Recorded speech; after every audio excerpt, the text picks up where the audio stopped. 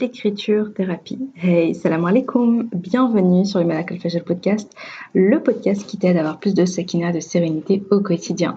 Ce podcast, c'est pour toutes les femmes musulmanes qui veulent reprendre leur vie en main, apprendre à se connaître, lâcher prise tout en préparant leur vie après la mort.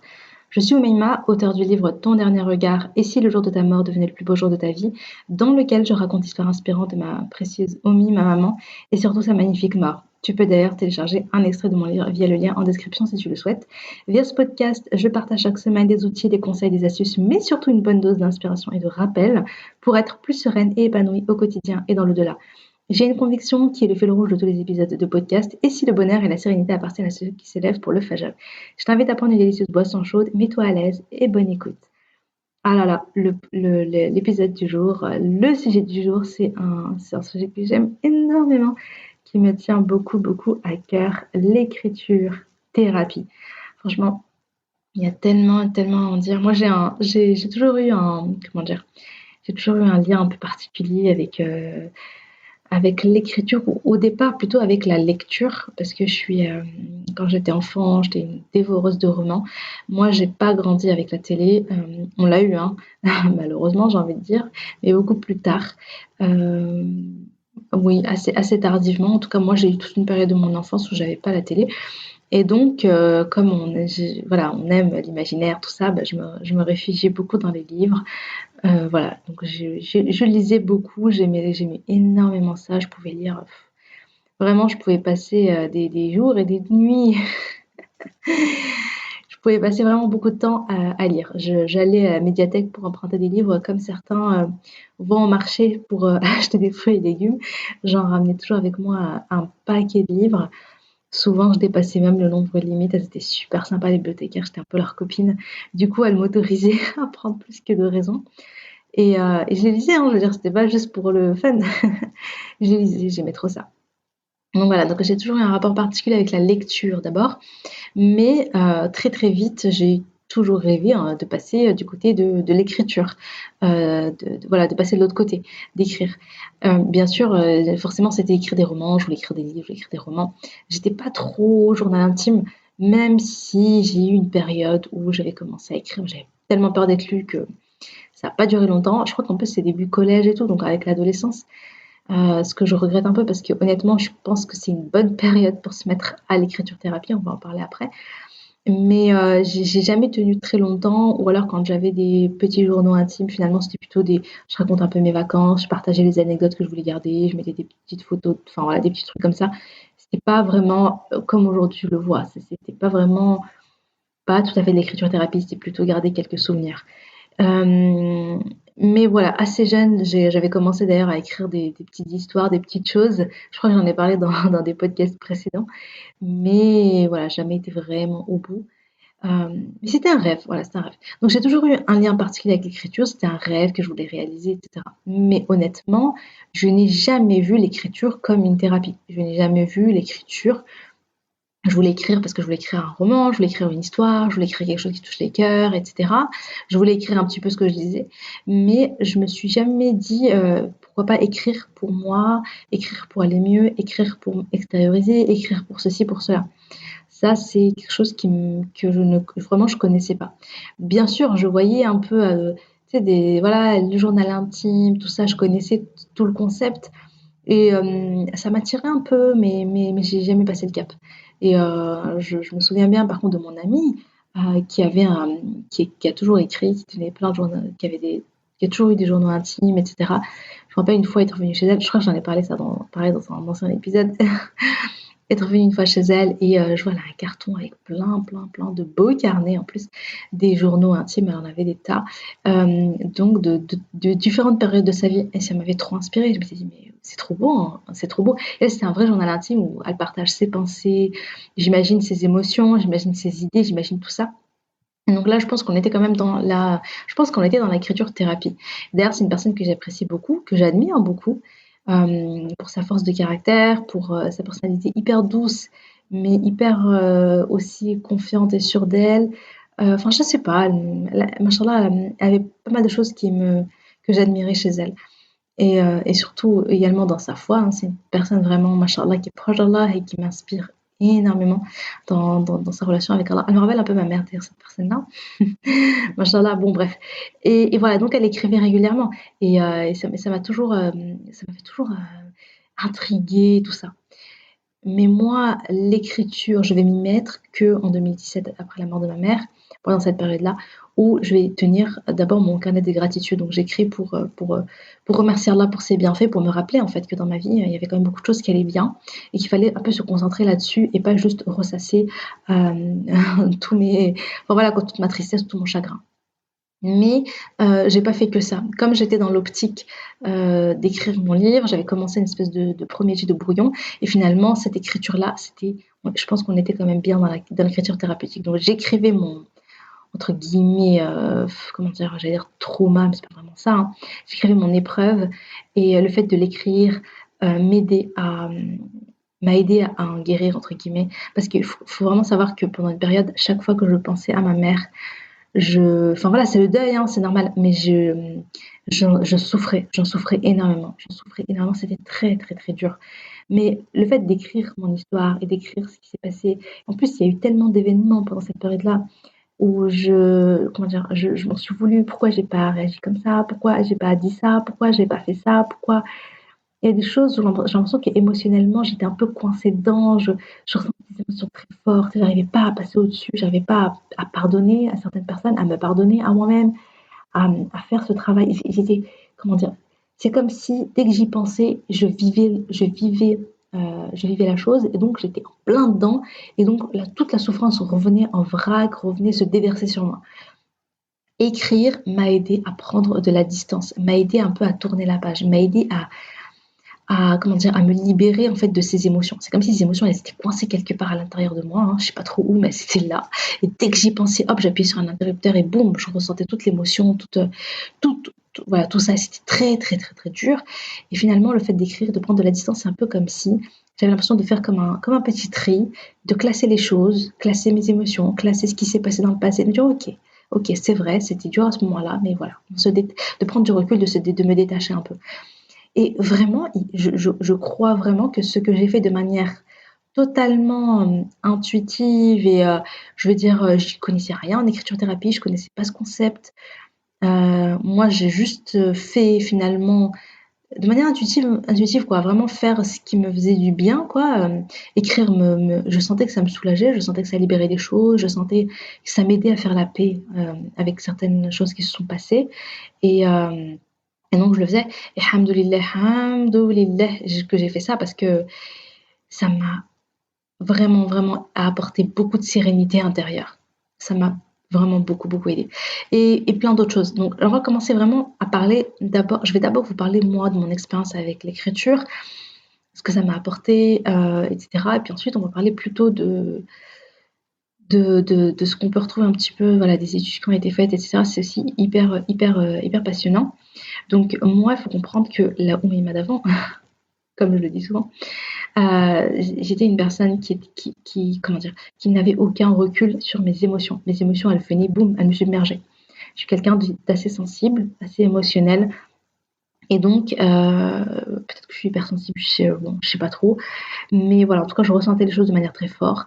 Et chaque fois que je ressentais quelque chose, j'avais l'impression que ça m'embarquait. Et j'étais complètement submergée par mes émotions.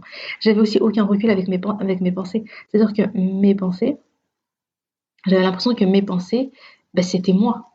Que dès que toutes les histoires que je me racontais dans ma tête, pour moi, c'était la réalité. C'est-à-dire que dès que je pense un truc, ben, c'est la réalité. Ah, je suis triste parce que un tel a dit ça ou m'a fait ça, donc c'est de la faute de un tel, donc machin, donc bidule chouette. Et je ruminais.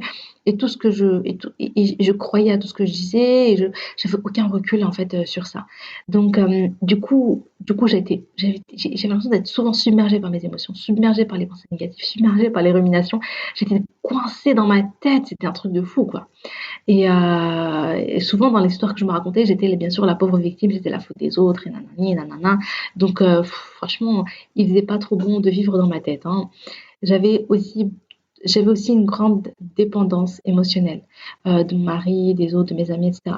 C'est-à-dire que j'ai toujours besoin des autres, besoin d'être soutenue, besoin qu'on me montre l'affection, besoin qu'on me materne un petit peu, besoin qu'on soit là pour moi, besoin des autres, de l'amour des autres, etc. Et du coup, ben, j'étais jamais vraiment satisfaite. J'avais jamais l'impression de recevoir assez de ce que je voulais, donc j'étais quand même assez dur en fait. Et je me sentais souvent en insécurité émotionnelle. Mais voilà, j'avais toujours besoin qu'on me prouve, qu'on m'aimait, qu'on m'appréciait, qu'on me valorise, etc., etc. Et puis, j'avais pas vraiment de connaissance de moi, j'avais pas vraiment qui était Oumeima, quoi. Euh, Quelles étaient mes valeurs, quels étaient mes objectifs de vie, qu'est-ce que j'aimerais accomplir, tout ça, franchement, c'était très très vague. C'était très vague. J'avais pas d'objectif précis dans ma vie, de choses précises. J'avais juste beaucoup de rêves, mais auxquels franchement j'y croyais pas trop parce que je me pensais pas capable. C'était ça le truc. Ouais, bon, on parle même pas de la confiance en moi et tout. Je, alors, je sais pas, je pense pas que ça se voyait beaucoup à l'époque, hein, celles qui me connaissent, etc. Mais je pense que j'avais ce manque de confiance en moi. J'avais toujours besoin des autres, besoin d'être rassurée parce que j'avais un grand, grand manque de confiance en moi. Après, bon, c'est pas que l'écriture, il y a beaucoup de choses qui se sont passées. Et ma mère est morte, j'ai ressenti vraiment je suis sortie un peu de ma zone entre guillemets, de confort. Je me suis tout d'un coup retrouvée dans des situations où j'étais obligée de prendre les choses en main. J'ai tellement souffert que j'étais obligée de me prendre en main pour être plus sereine, plus heureuse. En fait, j'étais obligée de passer à l'action. J'avais plus le choix parce que j'en souffrais beaucoup. Donc, j'ai mis tout un tas de choses en place. La première, tu la connais, c'est ma routine du Fajr qui a été une vraie bouée, une vraie bouffée d'oxygène. Enfin, ça m'a énormément apporté. Le fait de me raccrocher à Allah, le fait de prendre le temps, le fait de parler à Allah, le fait de faire les adhkar, le fait ça m'a énormément fait gagner en sérénité intérieure ça m'a beaucoup apporté, tu n'imagines même pas. Et parmi ma routine du Fajr, eh bien, très très tôt, tout de suite, en fait, il y a eu l'écriture. L'écriture, l'écriture, l'écriture. Et ça m'a, franchement, je sais que je vous bassine avec ça. J'espère que je vous saoule pas avec ça, mais franchement, ça m'a tellement apporté parce que écrire m'a aidé à extérioriser, m'a aidé à écrire m'a aidé à libérer ma peine, à libérer mes émotions, à libérer mes douleurs. Ça m'a apporté un vrai soulagement. Et ça m'a aidé à mieux accueillir mes émotions, à mieux gérer mes émotions. Ça m'a aidé à prendre du recul sur mes pensées, noter mes pensées, à faire le tri dans mes pensées, de comprendre finalement comment je fonctionne, de voir un peu les boucles où j'étais coincée. Parce que quand tu penses tout le temps des choses, tant que tu es dans ta tête ou que c'est à l'oral, etc., t'as pas vraiment de recul. Je sais pas, c'est un peu normal. Mais quand tu écris les choses, déjà rien que le fait d'écrire, tu prends un peu de distance. Et quand tu vois que tu écris les mêmes choses, tu écris les mêmes soucis, je sais pas comment expliquer, mais tu arrives mieux après à voir la manière dont tu fonctionnes, tu arrives mieux à voir les problèmes qu'il y a, les problèmes plus en profondeur. Je sais pas comment expliquer, mais moi j'étais souvent donc un peu victime dans mes histoires dans ma tête. Oh là là, regarde l'autre, elle a pas été comme ça, elle m'a fait ça, nanana, nanana, regarde lui, regarde elle, regarde ceci, regarde cela. Et voilà, et ça me rendait de plus en plus triste. Mais le fait tu vois, d'écrire, ben, au bout d'un moment, tu te dis, non mais attends, mais c'est pas tout à fait ça en fait. Voilà, ça apporte de la lucidité, de l'analyse. Tout d'un coup, j'étais moins dans l'émotionnel, mais plus lucide, plus réaliste, plus dans les faits. Mais attends, concrètement, il s'est passé ça et ça. C'est toi aussi, regarde comment tu as réagi. Et j'arrivais mieux à prendre mes responsabilités, j'arrivais mieux à prendre conscience de moi aussi ce qui n'allait pas, et donc de faire ce travail, de faire un vrai travail d'introspection, de remise en question, et aussi de chercher des vraies solutions, tu vois. J'ai l'impression qu'en écrivant, déjà on passe à l'action et déjà on est en train de travailler sur la solution, même si c'est juste à travers de l'écriture. Et puis, il y a aussi toute la relation avec moi-même qui va se développer via l'écriture. Et ça, j'en parle beaucoup de toute façon dans mes podcasts, etc. C'est le fait de devenir amie avec moi-même, le fait d'avoir de la compassion pour moi-même, de me soutenir, de m'aider à passer à l'action, de m'aider à agir, de me motiver, etc.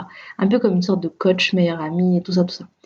Et ça a changé ma manière, donc ça a changé ma relation intérieure avec moi-même, ça a changé ma manière de penser, et ça m'a vraiment aidé à prendre en fait finalement confiance en moi dans le sens où mais non mais t'es pas nul quoi tu vois Allah il t'a donné des ressources Allah il t'a donné des capacités tu peux le faire tu peux agir etc du coup tout ça du coup ça m'a aidé à oser plus à passer à l'action oser plus croire en mes objectifs en mes rêves et à agir pour les concrétiser à agir bien sûr toujours avec l'invocation d'Allah parce que c'est Allah qui permet c'est Allah qui donne et de faire finalement d'avoir oui ça a développé du courage en moi le courage de passer à l'action le courage de faire et et puis j'ai vraiment senti une différence dans mon monde intérieur qui est beaucoup plus serein. Je me sentais plus sereine intérieurement. J'avais le sentiment de mieux gérer mon stress, la pression, l'angoisse, tout ça. Euh, D'ailleurs, je pense que ça a été une des causes, un des sabables qui a fait que mon eczéma, en fait, j'avais beaucoup moins d'eczéma. Je faisais plus l'espèce de sorte de crise d'angoisse là, avec eczéma et compagnie. Ça s'est beaucoup calmé. Je sentais que je me calmais intérieurement. Voilà. Ça m'a vraiment apporté ça. Alhamdulillah. Et puis voilà, ça m'a appris à m'écouter, à suivre un peu mon intuition, à m'écouter, à m'écouter. Parce qu'avant, je ne m'écoutais pas. J'étais tellement convaincue que j'étais un peu nulle et que de toute façon, voilà, j'étais incapable et que mes décisions, elles étaient pourries et que les autres raisonnaient mieux que moi, étaient plus intelligents, étaient meilleurs, étaient ceci, cela, que je donnais beaucoup d'importance. J'écoutais beaucoup, en fait, je prenais beaucoup plus en compte ce que disaient les autres que ce que moi je pensais, ce que moi j'étais convaincue, ce que moi je disais. Je cherchais toujours à plaire aux autres et beaucoup moins à me dire mais est-ce que moi ça me plaît, est-ce que moi je suis alignée à mes valeurs, est-ce que moi, qu'est-ce que me dit ma petite voix intérieure, mon intuition, etc. Donc ça a vraiment apporté un énorme changement dans ma vie, hein, mais vraiment les filles, hein, franchement, là pour le coup, subhanallah, ça a été une cause d'un grand changement dans ma vie. Ça m'a beaucoup aidé. Ça m'a aidé aussi dans mes relations avec mon mari, notamment parce que j'étais capable finalement de décortiquer. Bon, les disputes de couple et tout, ça arrive chez tout le monde. Et les moments où ça va pas, ça arrive chez tout le monde.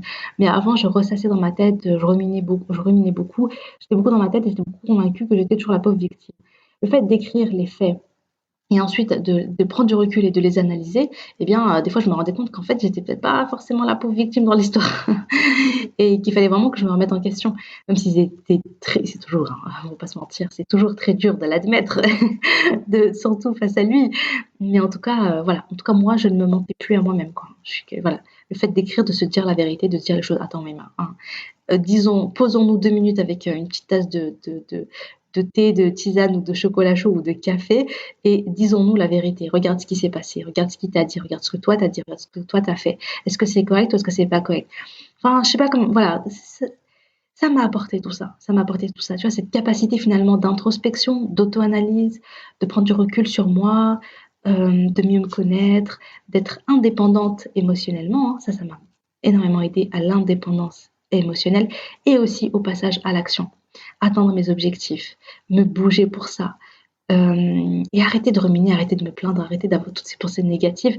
Vraiment, ça les a énormément réduits. Et ça m'a aidé finalement à changer ma manière de penser. Je me rendais pas compte, mais avant, j'étais tout le temps dans les plaintes, les ruminations, les machins.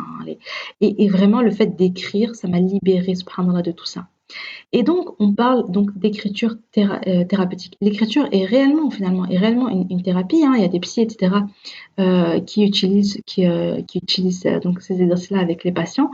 Et d'ailleurs, dans les années 80, c'est à partir de là qu'on a commencé à parler vraiment d'écriture, de parler de thérapie en parlant d'écriture, notamment avec le psychologue américain James Pennebaker, qui donc il y a donc une étude qui a été faite sur 80 personnes qui ont vécu un trauma.